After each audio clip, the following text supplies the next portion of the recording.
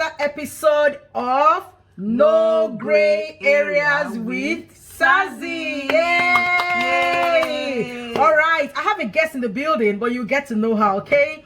So if you are new here, you are welcome to this channel. On this channel, we talk about issues of life, realities of life, possible ways of handling them, and hopefully surmounting them as well. We are on other social media platforms. On Facebook, we are No Gray Areas with Sazzy. And on Instagram, we are NGA with Sazzy. Please do well to drop your comments because we would love to hear from you. Share the videos as well so people can also get the opportunity to get solutions to their problems.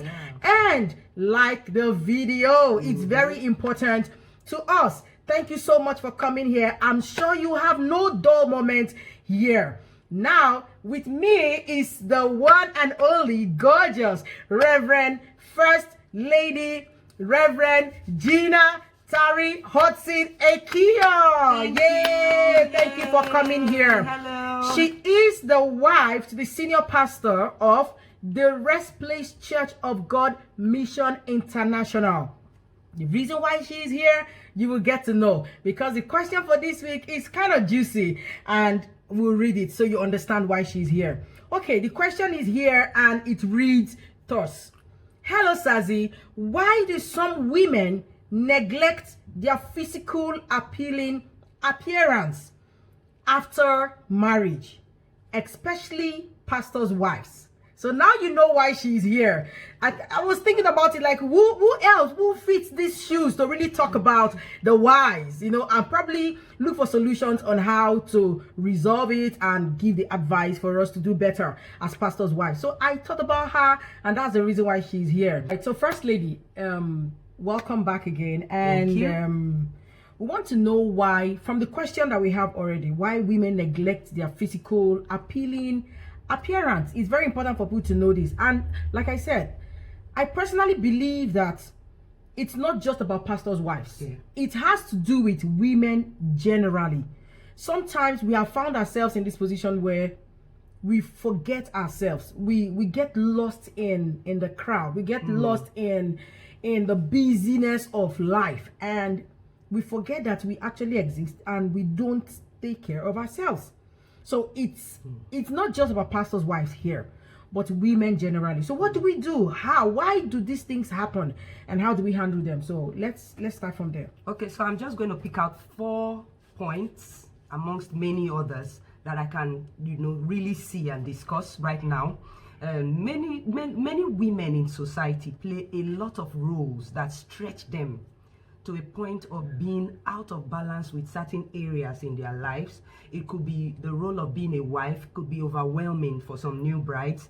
The role of family responsibility, the arrival of children could be overwhelming, and then you just don't have time to really take care of yourself. So for some others, it could be their job, church responsibilities, or community responsibilities. But basically, women play a lot of roles in society and in family that stretch them and take them out of balance, taking care of certain personal areas in their lives. The second reason is the views, societal views. There is a way society expects a woman to look, and the views are very many. For some people in society, a woman should look like this. Some others, it should look like this. Take, for instance, the religious view. There is a way religious organizations expect women to dress. There is a way different churches expect women to dress and pastors' wives to look. And then we have our traditional setting. There is a way many traditions expect women to dress, and that's why women dress the way they do sometimes. For some others, is the marriage. Once you get into marriage, there's a way your husband expects you to look and appear so that he can have some sort of respect, and or you can have some sort of class, or people can be able to classify you as married. Some others is their friends. You come into a new clique of friends, and then you begin to dress in a certain way. For some others, like we said before, it could be the church you attend. Maybe you were in a church before and you got married to another church, and there's a way they dress in that church, and then it affects the way the woman looks or the pastor's wife looks. The third reason is the woman's personal norm and values, what you have grown up to know about yourself and how you should dress. It could come from your family style of dressing. It could come from your church style of dressing. It could come from your perception about yourself. Some people used to dress beautiful, but they have a different perception about themselves now. It's like, oh, I got married and I don't have my life anymore. So, I mean, why am I dressing up? Where am I going to? I don't go to parties anymore. So many women have so many reasons why they are not dressing well. And that could span from the emotional pressure that comes with the demand of marriage, maybe family, raising kids and all that. So that emotional state can make a woman feel like I've given up all my life, so there's no need for me to dress. In other words, the lifestyle of a woman, according to Proverbs chapter 23, verse 7, it says, as a woman or as a man thinketh in his heart, so is he. Therefore, a woman is a reflection of her emotions. She reflects in her dressing or her outlook, her emotional well-being, her physical well-being, her mental well-being is reflected in how she looks. The fourth reason is the availability of resources. Sometimes some women know what to wear, they know what to do, but there are priorities in scale of preferences that causes them to dress the way they do temporarily, hoping that in the near future they will be able to get certain monies to really dress the way they should in society. So I think I'll just pause there. Okay, so we want to, thank you so much, First Lady, for bringing these points to bear. Thank you so much. I really appreciate it. Now, there's a part that I also wrote down. There was something I've come to realize over the years.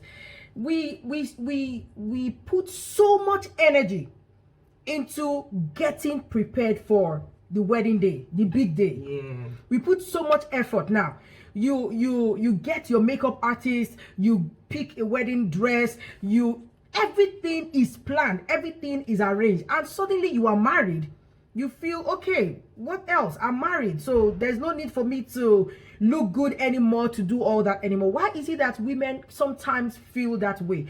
Why do we have that feeling of, okay, I've gotten the man that I want now, so I can look the way I want to look, probably look haggard as I want to look, because after all, I'm married? Is that the right mindset for any woman that is married? Is that the right mindset for a woman? Well, personally, I think 80% of women don't plan to get married and look shattered. There might be so many undertones that we may not really see.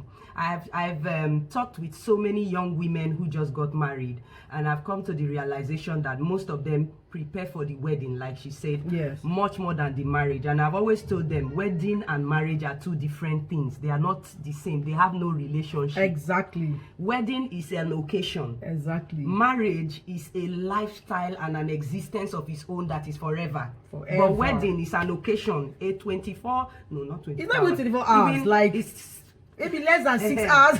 So, and we put you plan for 6 months, 1 year, 3 months, exactly, just for a 6 hours event, and then you forget the forever part. Exactly. And then when the reality begins to dawn that marriage is called to responsibility, it overwhelms many young ladies and causes them to lose themselves a bit. But the thing in the process I've observed is that after a while, many of them pick up their life and begin to get into reality. I think women love to look good. Of course. A lot of women love to I look love good. to, and I know you love to. But there are these things get so overwhelming sometimes, they lose themselves, and then some get back on track. Okay. All right. So there is another one. There's another issue. Now, I also wrote something that says some women are actually a reflection of their husband's insecurities.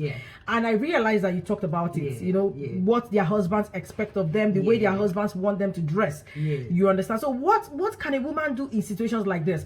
I have even seen situations where a young, beautiful lady gets married, beautiful, dresses so well, she gets married, and suddenly, because of the man's insecurity, the lady does not look good anymore. Sometimes they cut their hair. I'm not saying cutting your hair is because of family pressure, no, but sometimes it comes from there, and they stop wearing makeup, they stop dressing a certain way that they used to dress, and you begin to wonder what's going on. Is it that this husband is a bad husband, or is it that this woman is not happy in her marriage? Why is she doing this? Now, what can a woman do in situations like this? What can a pastor's wife or a non-pastor's wife do? How do you handle situations like this when you are actually a reflection of your husband's insecurity? Some men are so insecure that they feel if you wear this skirt, it's, you know, it makes you so curvaceous, and other men are out there looking at you. So some men feel like, no, you go out there, another man can steal my wife from me, and you know, all those weird kind of way that they process their thoughts. So what kind of advice will you give to a woman that is in this situation? Okay, so if you are a woman in this situation and you are not comfortable with how you're living your life, it's like you are a shadow of yourself, and you are not allowed to be yourself in your home and in your marriage, and you're just beginning to discover this, or maybe you noticed it before marriage and you thought, okay, maybe you guys will discuss it and come out of it, you know, somehow, and you are realizing that you're beginning to lose yourself, I will advise that you seek counsel and advice from not everybody, not from your peers, not from your friends, not from your girlfriends who are not married, who want to be where you are, but from experienced marriage experts, from your pastors, from people who can counsel you, and people probably whom your husband can listen to. Exactly. So that when they sit both of you down and talk about these issues, you can resolve it peacefully and amicably, and everybody will get to understand their boundaries. I think that's the best and most cogent advice I would give on that. Yes. So another thing I also want to talk about is the financial aspect of this, because whether we like it or not, money runs this world. Whether we like it or not, it happens like so. Now, I want to address certain situations where some women get married and they begin to laze about. Like they feel, okay, my husband has a good job, he has some investments going for him. Is it even necessary for me to have my own job or for me to have a business of my own? Because I feel like it's not everything that the husband shoulders. It's not every responsibility that the man should carry 100%. You see a beautiful pair of earrings and you want to get it, you're calling your husband. You see a beautiful pair of shoes, you want to get it and you're calling your husband. So I know that the financial aspect is a big deal. I know. So what do you advise women in situations like this? Women that get married and they just choose to remain at home, choose to be housewives, or let's go to the flip side of it. There are some women that were actually working, and then they got married. Their husbands had to stop them from working. They said, no, I don't want to work anymore. You are now married. I can foot your bills and everything. On both sides of the divide, what advice can you give to these women? Okay, so on the first side of the divide, I I will advise every woman to have something that brings you a personal income. Exactly. Why? Because you were a human being before this man met you. Yeah, you may have been in your father's house, but now you're a woman. You're not just a woman, you're a mother. You're a mother. That means you have responsibility not just to yourself, but to your husband and to your children. There are things you want to buy for your children that your husband may not be readily available to buy. There are things you want to buy for yourself that you shouldn't put your husband under pressure. He is not your father. He is your husband. Not your father. He's not your elder brother. He's your husband. And let's bring us back to the scriptures.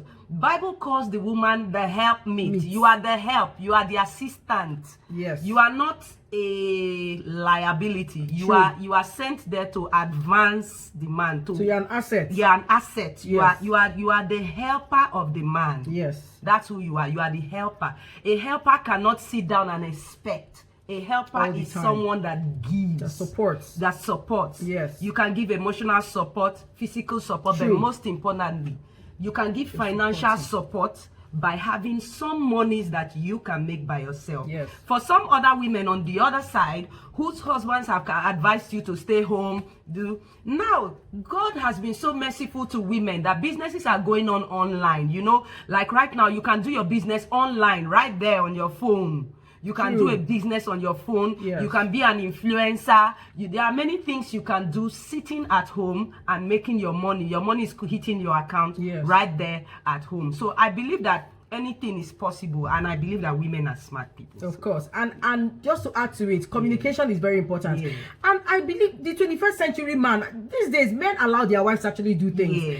But communication is key. I think if you get to communicate how you feel to your husband, he will see reasons with you. And like you said, First Lady, you look for somebody your husband listens to as well. So the counseling plays a huge role as well. When we don't get to see eye to eye in certain areas of our marriage, we get to seek help and resolve it once and for all. And the last one I want us to just talk about is hiding under the cloak of religion.